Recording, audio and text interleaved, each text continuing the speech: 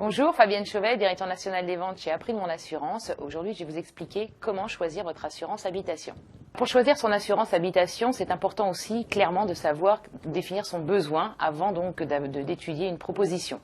Définir son besoin, c'est précisément de savoir donc quelle est la surface précise du logement, donc savoir si je suis propriétaire, locataire, le nombre de pièces et également savoir combien il y a de personnes qui vivent dans le foyer. Une fois qu'on a déterminé donc son besoin, ensuite on va donc choisir quelle garantie on souhaite pour son bien. À savoir que vous alliez avoir les garanties communes, responsabilité civile, incendie, dégâts des eaux, donc qui sont communes à tous les contrats d'assurance. Et puis ensuite, le client va choisir si effectivement il souhaite garantir son bien, par exemple pour le vol, pour le bris de glace. Donc en fonction des garanties que vous allez choisir, et principalement pour le vol, c'est important aussi de regarder quels sont les moyens de protection imposés par l'assureur.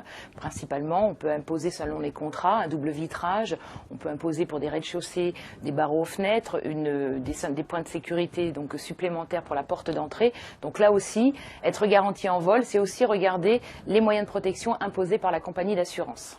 Une fois qu'on a déterminé les garanties qu'on souhaite à son logement, à son bien, il reste aussi un point essentiel à regarder, c'est principalement si on a des extensions. Des extensions par exemple pour un garage, savoir si j'ai un garage attenant au logement ou à l'inverse à un autre endroit. Donc là aussi on peut avoir des croyances, penser qu'effectivement il est garanti parce que j'ai mis la voiture, des choses comme ça. C'est important de le spécifier dans son contrat.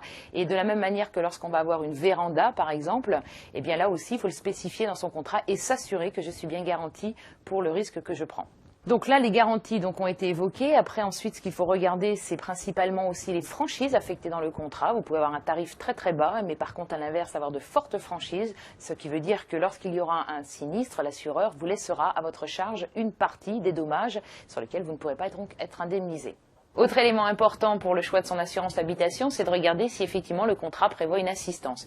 L'assistance interviendra quand? Elle interviendra par exemple si demain vous perdez vos clés, vous avez besoin donc de faire appel à un serrurier, ça engendre des frais, eh bien une garantie assistance pourrait en partie ou totalement prendre en charge cette dépense à votre charge. Autre élément important dans le choix de votre assurance habitation, c'est effectivement le service.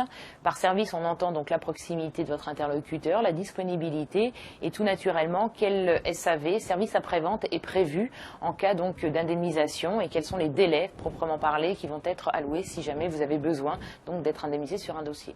Vous l'aurez donc compris, pour choisir une assurance habitation, effectivement, il faut regarder bien sûr le prix. Par contre, il faut également regarder les garanties et sans oublier, bien évidemment, la partie service proposée par l'assureur. Voilà, j'espère que vous savez désormais comment choisir votre assurance habitation.